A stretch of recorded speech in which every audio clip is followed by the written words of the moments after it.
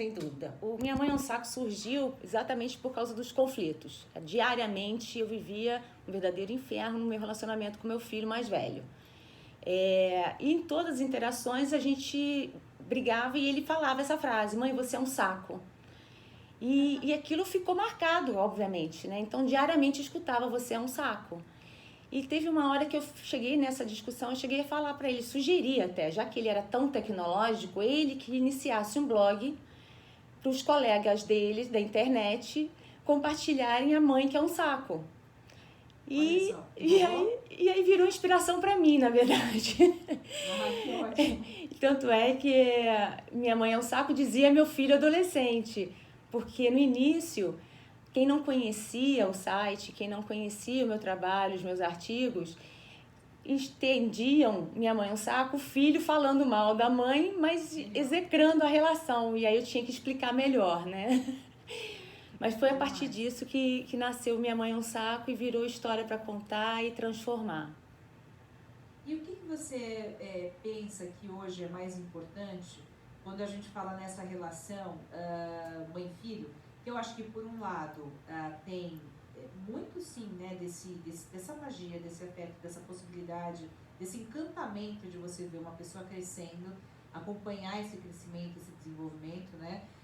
Por outro lado, eu acho que a gente abriu aí uma caixa de Pandora, em que todo mundo levou, inclusive para as redes, para a mídia, o peso que é também a maternidade, a paternidade, cada vez mais. E no meio de tanta informação, né, de tanta idealização de um lado e de tanta problematização do outro, o que é viver a vida real, esse meio termo? Como viver ela também, na tua opinião, hein, Sheila? Viver a vida real é você entender que você, como mãe de adolescente, eu falando especificamente dessa fase, Pétria, é você entender que você não tem as verdades absolutas, você não tem todas as respostas, muito pelo contrário. Eu cheguei na adolescência do meu filho acreditando que eu sabia tudo, que uma vez ele grande, homem formado, visivelmente, né, se transformando num adulto, ele efetivamente estava se tornando autônomo e saberia se virar, e a partir daquele momento se vira, tchau e bênção. Eu sinceramente eu vivi isso e foi um ledo engano, né? Eu sabia, da minha criação, eu imaginei que eu poderia formar esse adolescente da mesma forma, o que foi outro grande engano, e que eu saberia todas as respostas. Então, se não fosse do meu jeito, estava errado. Se não fosse como eu conheci ou como eu vivi, estava errado. E tem muita contaminação também do entorno. A gente é muito influenciado, eu fui muito influenciada por todos os lados, né? E é natural que isso aconteça. A gente pede ajuda para a família, a gente busca na internet as informações, a gente assiste programas, mas na verdade, todos eles eu encontrava clichês e rótulos que não me ajudavam em nada a sair com alguma solução e mudar a minha história com o filho. Eu não queria repetir essa história de confronto, de conflito, que eu já escutava há muito tempo, e a gente escuta ainda muito. É uma realidade. Só que essa realidade, quando a gente começa a se humanizar, e eu digo humanizar no sentido de não sou perfeita, meu filho, eu estou descobrindo junto com você, isso aqui é novidade para mim, e eu me informar. Eu acho que o grande ponto disso tudo é, os pais de adolescentes, e eu me incluo nessa, a gente não costuma se informar sobre a fase, informar com conhecimento realmente embasado cientificamente até. Eu descobri livros, leituras, autores, são muito interessantes com relação não só ao funcionamento do cérebro adolescente, por exemplo, que já explica grande parte do funcionamento do adolescente, desde a rebeldia, dos rompantes, né? E que a gente leva muito pra gente como se fosse um ataque pessoal, quando não é. Então, conhecimento de outros autores que falam da tendência, da atual era digital. Então, tudo isso contribui para que eu formasse a minha opinião sobre, ok, como que eu vou mudar isso? Eu não vou repetir, então, os clichês e rótulos, porque a gente dá risada, a gente acha muito divertido, mas no dia a dia é muito ruim, tanto para o filho quanto para os pais viver essa situação tão cheia de rótulos. E a gente se acha realmente a pior mãe do mundo, porque não dá certo. Então, se a gente não se embrenhar nesse mundo, se a gente não se aproximar para conhecer o mundo dele, que é diferente do que a gente viveu, e a gente sabe disso, mas a gente fica muito resistente a participar ativamente dessa fase, como a gente fazia quando era criança, né? O filho era criança, a gente realmente delarga, o barco vai rolando e a gente acha que é natural, é assim mesmo. Eu escutei muito isso no início e eu ficava muito, muito chateada, muito angustiada, porque eu escutava isso o tempo inteiro, é assim mesmo, adolescente é tudo igual, espera a fase passar, e eu me neguei a isso. Eu não posso deixar passar 10 anos esperando a fase passar, sabe logo o que eu vou encontrar na frente, sem contar que eu não vou conviver com meu filho durante esse tempo todo. Então, assim, viver a vida real é você colocar o problema, existe um problema, aliás, existem vários problemas na relação. E como que eu lido com isso de uma forma que a gente entre num denominador comum? Só que para você chegar com essa maturidade e você ter essa segurança de que tem que desenvolver saídas, você também você precisa de conhecimento. Porque a gente vai tão imbuído de verdades absolutas que a gente se fecha para outras possibilidades. E eu tenho vários exemplos que eu conto no blog, nos artigos que eu escrevo, são todas situações vividas realmente. E que eu tenho certeza que todas as famílias vivem.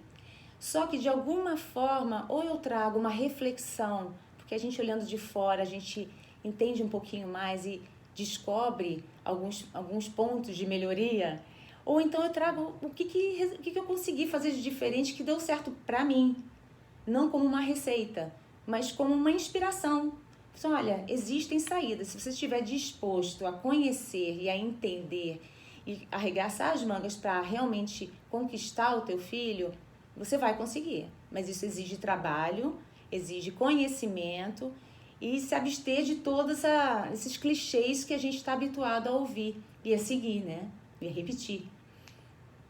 Sheila, para quem quiser conhecer mais os teus caminhos, eu acho que muitas vezes o que pais, mulheres, homens procuram e eu acho muito saudável isso na internet, essa troca sincera, né? Menos raivosa em todos os sentidos e mais sincera, bem colocada. Para quem quer te conhecer, conversar com você, também trocar, como é que faz? O endereço do blog é www.minhamãeemsaco.com. E eu estou presente no Instagram, com o mesmo nome, Facebook. Eu tenho um grupo de mães que ingressam no grupo Minha Mãe é um Saco, no Facebook também. Eu estou começando o YouTube, mas ainda não está arrumadinho ainda. E LinkedIn para contatos de trabalho, profissionais mesmo, porque eu faço palestras, né, em com diversos públicos. Eu estou indo a empresas, eu estou indo a escolas, eventos, debates. Eu fui à Bienal falar sobre. Então, assim, está bastante diversificado. Eu acho que é um tema diferente, com um olhar diferente. Porque... O nosso ouvinte Cláudio, que ele falou, olha, o blog da entrevista também poderia chamar Meu Filho é um Saco, ou Minha Filha é um Saco. Porque é verdade, né? A vida real life, né, Sheila? Essa é a Sheila Damian, que é autora do blog Minha Mãe é um Saco, trazendo pra gente aqui uma reflexão super importante, super legal para esse Dia das Mães. Você acha que precisa de um Dia das Mães, Sheila? Precisa, assim, essa marcação? Precisa não. Eu já vivi essa situação de me sentir muito frustrada por ter um dia ruim do Dia das Mães. Minha mãe é falecida, então eu passei por muitos anos muito triste no Dia das Mães. Depois que eu me tornei mãe, eu tive dias muito felizes, mas depois, à medida que a gente vai mudando de fase, a gente vai vendo que também essa relação mudando, a comemoração também fica diferente. E é o caso de várias mães. Então, eu acho que o que depende mesmo é dessa relação ser construída e ter um vínculo que, naturalmente, o Dia das Mães, ele acontece sem grandes obrigações. Ele flui, hoje é o Dia das Mães, legal, que bom, eu gosto de ganhar presente. Eu tenho uma situação real, vivida, que é quando o pai dos meus filhos faleceu, No ano seguinte, obviamente, eu fiquei sem a minha comemoração. Obviamente, eu digo porque normalmente é o parceiro, o pai, que organiza esse dia, planeja, compra presente, né, instrui os filhos. E eu não tive essa figura para poder dar essa orientação a eles. E eu fiquei extremamente triste. Foi um dia muito chateada, eu fiquei muito chateada e eu me senti a última das últimas, né? Só que eles eram crianças, eles tinham 12 e 9 anos. E aí eu falei, bom, em vez de eu começar a me vitimizar, o que eu posso fazer para mudar isso? E eu comecei a realmente te falar, olha, Dia das Mães eu quero um presente, é como o Dia das Crianças, eu quero ganhar um presente, que seja qualquer um, mas se preocupem com isso, até para poder criar essa atenção e gentileza do dia. E aí eu falei, mas como que eu vou fazer isso? Então eu dava o dinheiro a eles, 2, 3 semanas antes, eu dava dinheiro a eles, eu ia pro shopping com eles, eu marcava um local pra gente depois voltar e se encontrar, para dar tempo de eles escolherem um presente para mim. Então, assim, a gente vai criando soluções em vez de ficar se entregando à auto-vitimização, sabe aquela coisa de, ó Deus, ó céus, ó terra. Então, hoje, a relação eles têm autonomia, têm o dinheiro deles, estão ganhando dinheiro para isso, inclusive, para essas ocasiões, eles poderem seguir com essa tradição, com essa gentileza, de uma forma natural. E então, por exemplo, hoje, em outros tempos, se eu não tivesse o meu filho comigo aqui, eu estaria chorando. Mas eu sei que ele está super bem, eu estou super feliz com as conquistas dele. E é uma relação que está tão saudável hoje, que não vai ser o Dia das Mães que vai chancelar o meu amor e o amor dele por mim. Sinceramente, eu estou muito bem resolvida com isso. E é o que eu gostaria de inspirar outras mães, que não vivam o Dia das Mães com esse peso, com essa obrigação.